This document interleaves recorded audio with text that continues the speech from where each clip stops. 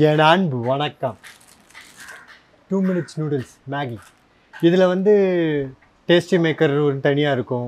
அதுக்கப்புறம் யூஸ்வலாக நீங்கள் ஒரு ப்ரிப்பரேஷன் பண்ணுவீங்களே, அந்த ப்ரிப்பரேஷனில் இருக்க போகிறதில்ல.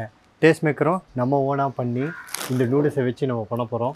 சூப்பராக இருக்கும். வாங்க ஸ்டார்ட் பண்ணிடலாம். 1/2 டேபிள் ஸ்பூன் ஜீரகத்தூள் சேர்த்துக்கிறேன். அதோட 1/2 டேபிள் ஸ்பூன் ஆம்ச்சூர் பவுடரையும் சேர்த்துக்கிறேன். இது மாங்காத்தூள் எல்லா சூப்பர் மார்க்கெட்லேயும் கிடைக்கும்.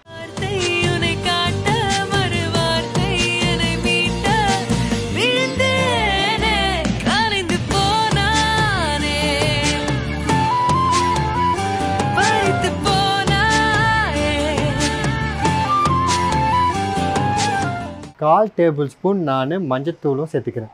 1/2 டேபிள் ஸ்பூன் நான் காஷ்மீரி ரெட் சில்லி சேர்த்துக்கிறேன்.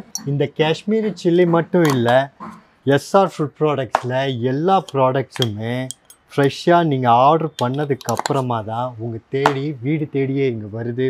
ஸோ கீழே இருக்க ஸ்க்ரோல் ஆகுதுல இந்த நம்பருக்கு கண்டிப்பாக ஆர்டர் பண்ணுங்கள். காஷ்மீரி ரெட் சில்லி பவுடர்லேருந்து டீ வரைக்கும் ஃபேண்டாஸ்டிக்கான ப்ராடக்ட்ஸு உங்கள் வீடு தேடியே வரும். ஸோ அடுத்து நான் கொத்தமல்லி பவுடரை 1 டேபிள் ஸ்பூன் சேர்த்துக்கிறேன்.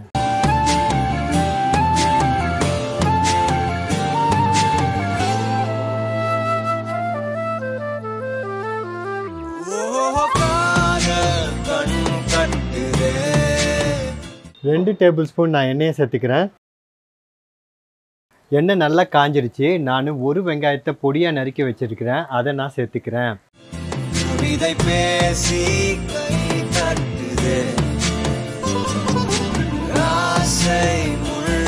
அது வதங்கிட்டு இருக்கும் போது 3 பச்சை மிளகாவையும் கீறி வச்சதை சேர்த்துக்கிறேன்.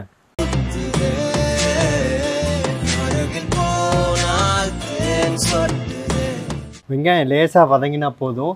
இப்போ நம்ம கேரட்டு, பீன்ஸு, பச்சை பட்டாணியை சேர்த்துக்கலாம்.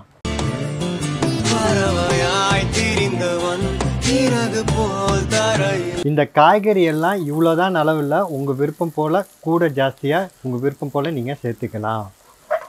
சேர்த்துட்டு இதை அப்படியே மிக்ஸ் பண்ணி விடுங்க. 1/2 டேபிள் ஸ்பூன் நான் இஞ்சி பூண்டு விழுதையும் நான் சேர்த்துக்கிறேன்.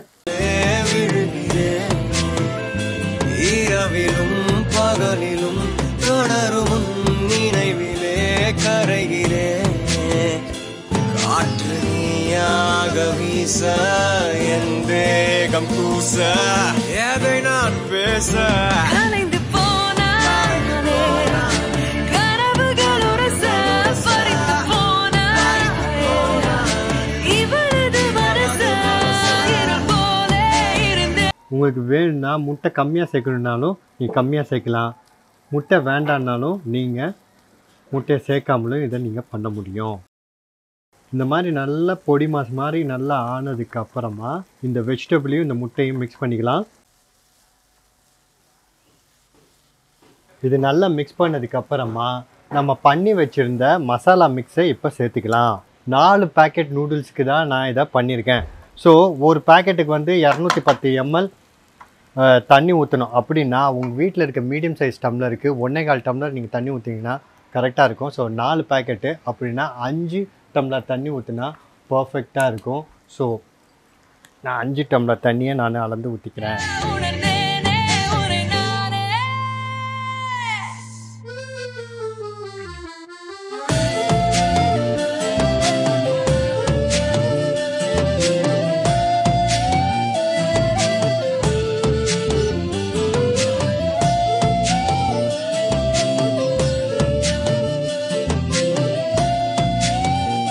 இந்த மாதிரி லேசாக ஜூஸியாக இருக்கும்போதே கேஸ் ஆஃப் பண்ணிட்டு சாப்பிட ஆரம்பிச்சின்னா கூட இது டேஸ்ட்டு ரொம்ப ஜூஸியாக சூப்பராக இருக்கும்.